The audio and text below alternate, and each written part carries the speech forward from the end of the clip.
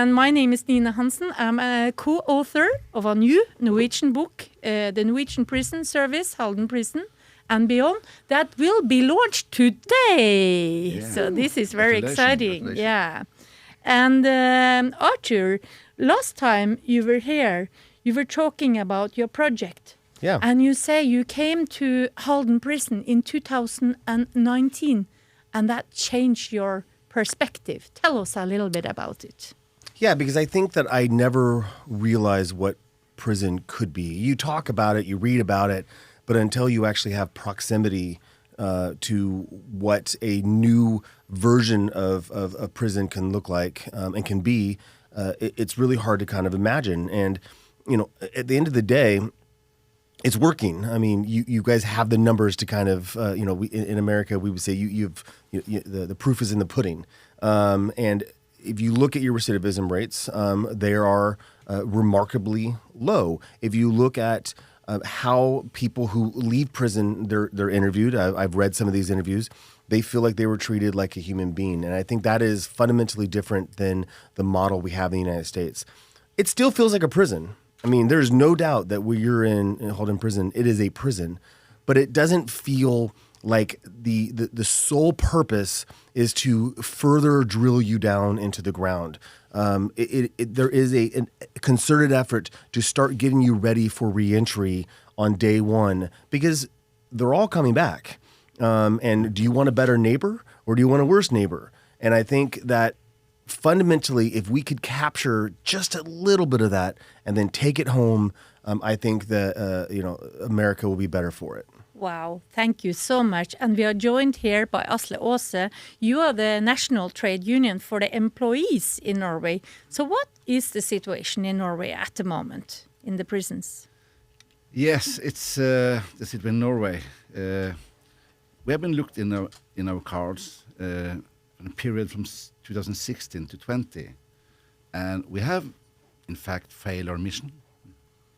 We haven't done our job good enough. And it's due to find out what the needs are and how the release situation are. And it's due to lack of cooperation between departments, and it's also lack of time to do the job. So we had a period of 8 years where every year we have a lower budget. We have to be more effective, and we really had a major cut in the budget. But the last year, we have seen a change. They want to use more money. They have accepted we have understaffing, accepted that we have to do something with the solitary confinement. So they are really recognizing the need of our personnel, and if we shall live up to the punishment, the sentence is the punishment. It's not up to us to make the sentence, the time in the prison worse. We are there to build up, and to when they are released, they are law-abiding citizens, and I think we try our best, but many of them tell us that they don't have the time to sit down with the prisoners. That when we're understaffed, you have to contribute on other departments in the prison. Mm-hmm. And the prisoners, they are complaining that where are my contact officer? Mm. He's not there. He's other places in the prison. So, but we are heading the right way. And the new government, I must say, government means something. Right. Which government you have, and they have listened to us. They have not fulfilled all our wishes, but they're starting a road, which I hope in a few years will make the conditions and situation for the prisoners and the staff much better. So, well, that's what I say status right now. Thank you so much. And last time Arthur was here, he also said to me that you are a role model for the world. And you said Norway, a small country of 5 millions, are motivating giants, you said. Yeah, we have prisons in the United States. You're more positive than us. Well, I mean, because I can see it from a bird's eye view, and it's easier to be motivated when I come from the United States. And the U.S. is a great country, but we do a lot of things horribly, and our criminal justice system is one of them. I mean, one of the sentences that he just said was that the sentence is the punishment. You would not hear this from most, not only correctional officers in the United States, most Americans wouldn't say that in the United States. I mean, in the U.S., if you commit a crime, you go to prison, you lose your right to vote for sometimes life afterwards. You lose your right to, really live the American dream. And so, I've said this 100 times, I don't understand why so many Americans are confused about why our system is broken. When you disinherit someone from the American dream, you can't be confused when they don't want to participate anymore. And this is something that we do over and over and over again. So if we could, think about 2.6 million people that are in prison. And that number is just who is in prison now. That doesn't even include all the people who came before them, all the people who are coming in the future. It is a tragedy that we are throwing away so much human capital because we're angry. I mean, you should put people in prison that you're scared of, not that you're mad at. And I know people, sometimes that doesn't translate very well, but what I mean by that is if someone is dangerous, okay, there's a place for them for a certain amount of time, and that's prison. But if you're just mad at someone, you don't put them in prison. There are other mechanisms that we can use, and I think if we could get our hands around that, looking at Norway as a model, looking at other countries. I mean, there's other countries. There's most countries that do it better than us. I think that we would be in a much better place. Yeah, because you said, Arthur, when you visit Halden prison, you saw a prisoner playing chess with the prison officer. That couldn't happen in U.S. There's rules against it. I mean, it's actually called fraternization. You can't do it. There is one prison in Philadelphia, outside of Philadelphia, that's actually trying to model the idea of a dynamic security. And I think some of these things are catching on, but it's going to be it's slow. And politics always plays a role in this. Yes, Asle, you wanted to say something about that? To comment on the dynamic security. I understand if you try to be, it's not something personal or private, and if you sit down to talk to prisoners in the U.S., they will look at you, what's this going on? Yeah. Is it corruption? What is happening there? And in Norway, we try as much as we can to sit down and talk to them to make the relation. Right. And but when I say we're on the right way, we are going to make a survey next year about the PTSD. Uh-huh. And if we look to Denmark, it's 4 times higher than among the prison officers than the police. Wow. And I'm afraid the numbers in Norway will also be bad. It's you're standing right in there. There are no if you need a psychologist, you won't get it. It's and I think the numbers in Norway is bad, and the PTSD and the violence and the threats is too much of it. Right. And it's doing something with the staff. We have a lot of data on this. I mean, most countries have done studies on the long-term effect of PTSD on soldiers. We really can't. It isn't very hard to stretch that into what that does to other professionals. But for some reason, we don't like to do that. I think it's because it costs a lot of money, and so we like to ignore it. Thank you, Asle. And now we get a new guest in the studio. But before he sit down, or you can change. Thank you so much, and good luck, and Merry Christmas. And yes. Are, take my place. We have a chapter in a book, Arthur Høidal. You have just arrived, and it's called "Release to Freedom: Mind the Gap." And in this chapter, Stian Estenstad is telling us about a unique boat trip that he has made. I mean, it's like boat trips from the Viking period, and he have made this since 2006. What is this, Stian? You are working in Red Cross now. Boat trips for prisoners? Yeah, it's actually a very close cooperation with the correctional service. That was my former boss when I was a prison officer, and I've also had some project during my last period in the correctional service with following up redefenders.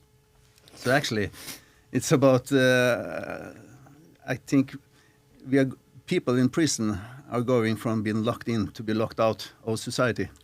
So it's so important to continue the good work from the correctional service and from others, that there is a work starting during the sentence and continue afterwards. And actually what you're telling about the sailing trips is actually one of the program we have in these activities, in one of many. And actually we have on this trip, people are still a lot of the participants on this trip are still in correction, sitting in prison. And they are following on this trip together with a staff from the prison, officer, in civilian clothes, of course. And they are going on a Viking ship, sailing along the Norwegian coast, fishing in the ocean, sleeping in tent or under the sky. So it's actually a good program. We are sailing for a week, and then we are changing members on boats. So we are going for 14 days. So I think each year we have, 50 persons are going to this trip. It's a very, very good program. So yeah, I can tell you more about it. I just hope you're not doing what the other activities that Vikings did. No, they have already been in prison. The experience from this ship, it's a change of mentality. Yeah. They take a very, very important decision, I think, a lot of them during this boat trip, and this change is actually changing their lives. So it's I can see this catching on in the U.S. I can see taking a boat up and down the Mississippi River, and doing something similar to this. I think that's you not only a unique way to help people reintegrate back into society, but you can actually teach them skills. I mean, they can actually walk out, learning how to fish, learning how to do different types of things. Yeah, and you come from a prison cell and you see the ocean and the sky, and it's quite it's quite beautiful. Beautiful, and and actually the next trip to the summer we're having staff from USA coming along us. I think Arthur should also come, Okay. Deal. And now we have Arthur Høidal here. We've seen you a lot in the TV shows and TV series. And Michael Moore was here. He visited you in Halden prison because you have been in the correction service for 37 years, being the governor of Oslo prison and Halden prison since 2009. And how many foreign visitors do you actually had in Halden prison? I haven't counted them, so I think I had 3-4 emails each week from people who want to visit Halden prison. Of course, I couldn't say yes to everyone, but since the opening, at the opening day, we had visits from Time magazine. Time magazine. And the King. And the King. So Time magazine wrote 2 stories about Halden prison after that visit, and after that I get a lot of contacts from all over the world, not only US, it's from all over the world. And Arthur was visiting Halden prison in 2019, and he was telling us a little bit about it. And why do you think that the Norwegian prison system is so interesting for the rest of the world? I don't think it's the building. I think it's the way we treat the inmates, how we talk to them, how we motivate them, how we respect them. Treat them like human beings. So I think that's the most important thing, that the prison officer role and the education of the prison officer, 2 years education. I don't think any country in the world have so long education for prison officers. So I think that's the most important thing. And of course, the good standard. It's Norwegian standard, and Norwegian standard is good, so also the prison look quite nice. And now we have written actually a book. It's been a pleasure working with you for the last 2 years. And what is the main message that we want to send out from this book? The main thing is that it's possible to change. Because when I started in the business in the 80s, I think Norway looked like all countries all around the world in the prison system. We had a lot of problems, a lot of riots, a lot of escapes. We had a high recidivism rate, 60-70%. So it was quite miserable prison system in Norway. And they decided, the parliament decided, and the government decided that we have to change the whole policy for the Norwegian correctional service. So I think you can read a little about that in the book, and how we managed to change the whole culture. From the 90s, we had a lot of focus on the prison officer role, and learn them to talk to inmates in a positive way, and motivate them to do something with their lives. So I think you will learn something about that in this book, and also why Norway think in this way. Because I think we have something we call the Scandinavian way of thinking. Also Sweden and Denmark work quite in the same way like we do.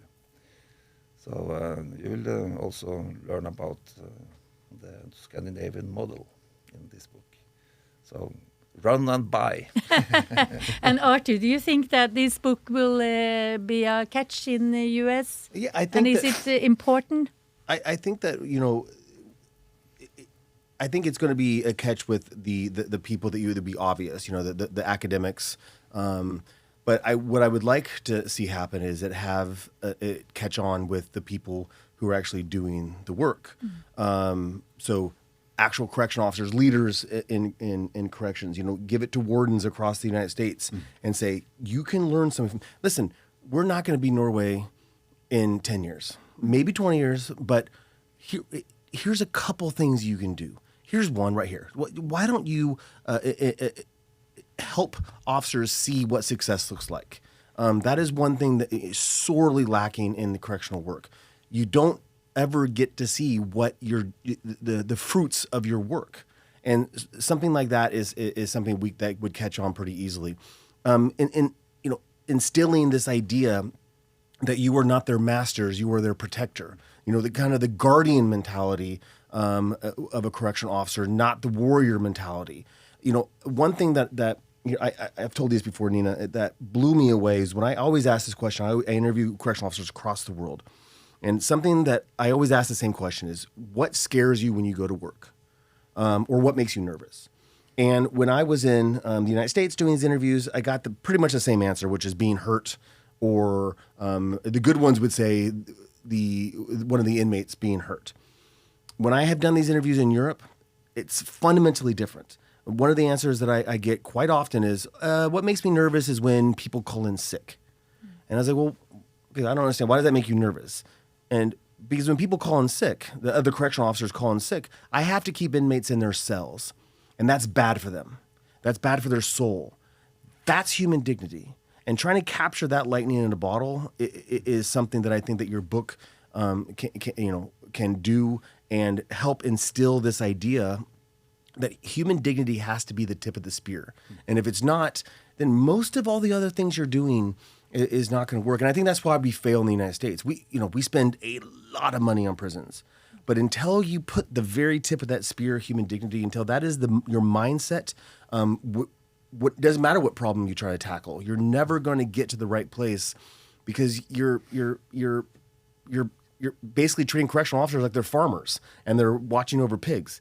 And that's not what they're doing. They are professionals who have a guardian role, to protect society. And so raising the prestige of correctional officers across this world is something I'm motivated in, and I think it's something that your book really can help. So get that in the hands of every single warden in the United States. I mean, that is a lot of books because there's a lot of prisons in Great. America. But we have half a minute left. Is it anything you want to say, Stian? Yeah, I think it's almost. I think one of my most important task is to change mentality among common people, because everybody talks about the politicians, but I think it's even more important that we change mentality among the common people. So that's so important that there are some. That's an opportunity for common people to see what's happening in the prison system. And why we are punishing people, and what struggle people are meeting when they are released from prison, and why this is important. Because as you told, it's a lot of human capital that gets boiled away. Remember, politics are always downstream of culture. And culture is not set by politicians. Culture is set by the people. And if you change the culture of the way that people think about prisons, the politicians have to follow. There's no choice. And that is why culture should always be what you focus on. And changing corrections culture is going to improve prison environment. And quite frankly, you have a lot of control over corrections because they're employees. You can't change the culture of inmates overnight, but you can change the culture of correctional officers. And that is something that Norway has done better than anybody, is that your culture of your correctional officers is fundamentally different. I know we're out of time, but I just had dinner with, by accident, a correctional officer on Saturday night. We had a Norwegian Christmas, which was wonderful, by the way. And, he works at Oslo Prison. And just hearing the way he talks about his job, it's like you would never find that in the United States. He loves his job. He goes to work every day and is happy and is excited that he gets to make a difference.